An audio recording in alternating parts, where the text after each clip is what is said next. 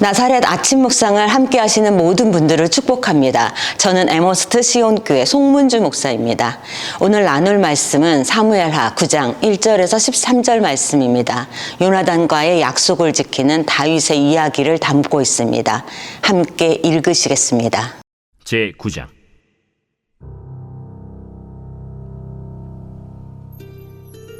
다윗이 이르되, 사울의 집에 아직도 남은 사람이 있느냐? 내가 요나단으로 말미암아 그 사람에게 은총을 베풀리라. 사울의 집에는 종 한 사람이 있으니 그의 이름은 시바라. 그를 다윗의 앞으로 부르매 왕이 그에게 말하되, 내가 시바냐? 당신의 종이니이다. 사울의 집에 아직도 남은 사람이 없느냐? 내가 그 사람에게 하나님의 은총을 베풀고자 하노라. 요나단의 아들 하나가 있는데 다리 저는 자니이다. 그가 어디 있느냐? 로드발 암미엘의 아들 마길의 집에 있나이다. 하니라. 다윗 왕이 사람을 보내어 로드발 암미엘의 아들 마길의 집에서 그를 데려오니 사울의 손자 요나단의 아들 무비보셋이 다윗에게 나와 그 앞에 엎드려 절하매 다윗이 이르되, 무비보셋이여, 보소서, 당신의 종이니이다. 무서워하지 말라. 내가 반드시 내 아버지 요나단으로 말미암아 내게 은총을 베풀리라. 내가 내 할아버지 사울의 모든 밭을 다 내게 도로 주겠고 또 너는 항상 내 상에서 떡을 먹을지니라. 그가 절하여 이르되, 이 종이 무엇이기에 왕께서 죽은 개 같은 나를 돌아보시나이까? 왕이 사울의 시종 시바를 불러 그에게 이르되, 사울과 그의 온 집에 속한 것은 내가 다 내 주인의 아들에게 주었노니 너와 내 아들들과 내 종들은 그를 위하여 땅을 갈고 거두어 내 주인의 아들에게 양식을 대주어 먹게 하라. 그러나 내 주인의 아들 무비보셋은 항상 내 상에서 떡을 먹으리라. 시바는 아들이 15명이요 종이 20명이라. 시바가 왕께 아뢰되, 내 주 왕께서 모든 일을 종에게 명령하신 대로 종이 준행하겠나이다. 무비보셋은 왕자 중 하나처럼 왕의 상에서 먹으니라. 무비보셋에게 어린 아들 하나가 있으니 이름은 미가더라. 시바의 집에 사는 자마다 무비보셋의 종이 되니라. 무비보셋이 항상 왕의 상에서 먹으므로 예루살렘에 사니라. 그는 두 발을 다 절더라. 다윗과 요나단은 친밀한 사랑을 나누는 친구였습니다. 요나단은 아버지 사울 왕의 본심을 알려주었습니다. 덕분에 다윗은 위기를 모면했습니다. 사울 때문에 작별해야 했던 다윗과 요나단은 언약을 맺었습니다. 사무엘상 20장 14절에서 15절 말씀입니다. 너는 내가 사는 날 동안에 여호와의 인자하심을 내게 베풀어서 나를 죽지 않게 할 뿐 아니라 여호와께서 너 다윗의 대적들을 지면에서 다 끊어 버리신 때에도 너는 내 인자함을 내 집에서 영원히 끊어 버리지 말라. 아멘. 다윗은 요나단과의 약속을 기억하고 있었습니다. 사울의 집에 남아있는 후손들에게 은혜를 베풀기로 했습니다. 다윗은 요나단으로 말미암아 은혜를 베풀 것이라는 말을 반복합니다. 사무엘상하 9장 1절과 7절에서 볼 수 있습니다. 다윗은 요나단으로 말미암아 은혜 베풀 마음을 먹었습니다. 다윗이 베푼 은혜를 통해 하나님의 은혜의 지혜를 엿볼 수 있습니다. 첫째로는 은혜 받은 이가 은혜를 베풀 수 있습니다.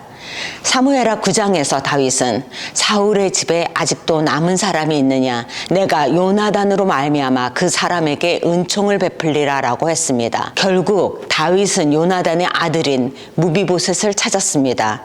다윗은 사울왕의 모든 재산을 무비보셋에게 돌려주었고 궁에서 함께 살며 왕의 식탁에서 먹게 했습니다. 다윗에게 사울왕은 원수였습니다. 사울이 죽은 후 그 원수의 지방과 오랜 전쟁을 했습니다. 이스라엘에게는 비극적인 일이 아닐 수 없습니다. 다윗이 전쟁에서 승리했지만 민족은 큰 상처를 받았습니다. 다윗이 왕이 되었지만 언제든지 다시 분열될 수 있습니다. 다윗은 사울의 집안을 멸절하는 것이 아니라 화해하고 화합하는 정치적 결단을 했습니다. 위험을 감수했습니다. 사울 다음 왕이 되어야 했던 친구 요나단이 베푼 은혜를 받은 다윗은 오늘 드디어 그 빚을 갚습니다. 나도 요나단처럼 은총을 베풀리라 선포했습니다. 요나단을 자신보다 높여주었습니다. 은혜 베품은 나의 선을 높이는 것이 아니라 은혜를 받아야 살 수밖에 없는 나의 약함을 드러내는 것입니다. 받은 은혜를 기억할 때 은혜를 베풀 수 있습니다. 두 번째로 은혜는 행위 이전에 성품으로 나타납니다. 다윗이 우연히 무비보셋을 찾은 것이 아닙니다. 다윗은 의도적으로 사울의 집에 남아있는 자들을 찾았습니다. 성품은 의도의 반영입니다. 다윗은 본능을 따르지 않았습니다. 은혜의 가면을 썼습니다. 가면의 라틴어는 페르소니아입니다. 칼 융은 사회적 가면, 공적인 모습을 페르소니아라는 용어를 채택하여 사용했습니다. 다윗의 삶을 보면 은혜, 정의, 공의의 가면을 찾아볼 수 있습니다. 바로 다윗의 성품입니다. 사무엘하 8장 15절에 다윗이 온 이스라엘을 다스려 다윗이 모든 백성에게 정의와 공의를 행할세라고 증거합니다. 이스라엘 백성들은 다윗에게서 정의와 공의를 보았습니다. 정의와 공의는 은혜의 반대의 개념이 아닙니다. 악을 선으로 갚음으로 악의 영향력을 무력하게 할 때 정의와 공의가 물같이 흐를 수 있습니다. 다윗은 세상의 잣대가 아닌 하나님의 정의와 공의로 선을 드러냈습니다. 비극을 종식시키는 은혜의 선순환을 만들었습니다. 피해 의식에서 벗어나 은혜 의식을 입어야 합니다. 은혜의 가면을 써야 은혜를 베풀 수 있습니다. 세 번째로 약속은 기억해야 지킬 수 있습니다. 약속은 기억입니다.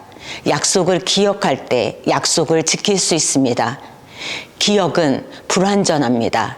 기억은 기록을 통해 유지될 수 있습니다.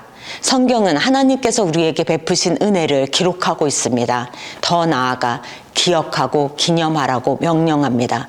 여호수아 4장 7절 말씀에 요단물이 여호와의 언약궤 앞에서 끊어졌나니 곧 언약궤가 요단을 건널 때에 요단물이 끊어졌으므로 이 돌들이 이스라엘 자손에게 영원히 기념이 되리라 라고 했습니다. 여호수아는 하나님의 은혜로 요단강을 도하한 것을 기억하기 위해 기념비를 두었습니다. 예수님도 자신의 죽음을 기억하고 기념하라고 말씀하셨습니다. 누가복음 22장 19절 말씀에 또 떡을 가져 감사 기도하고 떼어 그들에게 주시며 이르시되 이것은 너희를 위하여 주는 내 몸이라 너희가 이를 행하여 나를 기념하라고 했습니다. 예수님은 하나님께서 우리에게 베풀어 주신 은혜입니다. 우리는 그 은혜를 기억해야 합니다. 기념해야 합니다. 그 받은 바 은혜는 나누어야 합니다. 사랑하는 여러분, 여러분의 삶에서 그 은혜가 기념되고 있습니까? 말씀을 마치면 히브리서 기자는 오직 선을 행함과 서로 나누어 주기를 잊지 말라. 하나님은 이 같은 제사를 기뻐하시느니라 라고 히브리서 13장 16절에 기록했습니다. 하나님은 서로 선을 행하며 나누는 삶을 통해 예배를 받으십니다. 교회에서 드리는 예배뿐 아니라 이웃에게 은혜를 베풀어 하나님을 예배할 수 있습니다. 바로 삶이 예배가 되는 기적입니다. 나의 선을 드러낸 것이 아니고 하나님께 받은 은혜를 기억하여 기념하는 삶이 곧 하나님을 향한 예배의 삶입니다. 우리가 할 수 있는 최고의 선은 예수님입니다. 다윗이 친구 요나단과의 약속을 기억하고 지켰던 것처럼 하나님께서 우리에게 하신 약속을 지켰던 것처럼 우리도 마음과 뜻과 정성을 다해 하나님의 은혜를 베푸는 삶을 실천하면 좋겠습니다. 먼저 하나님께서 베푸신 은혜를 누리십시오. 그 은혜를 흘려보내십시오. 하나님의 은혜가 날마다 새롭고 더 풍성해질 것입니다. 감사의 계절, 충만한 은혜를 누리며 사시길 간절히 축원드립니다. 기도하시겠습니다. 나의 마음에 예수님의 사랑이 가득하게 하심을 감사를 드립니다. 나의 눈이 하나님의 은혜와 사랑에 필요한 자를 찾게 하시고 성실하게 선을 베풀어서 하나님을 진정으로 예배하게 하옵소서. 예수님의 이름으로 기도드립니다. 아멘.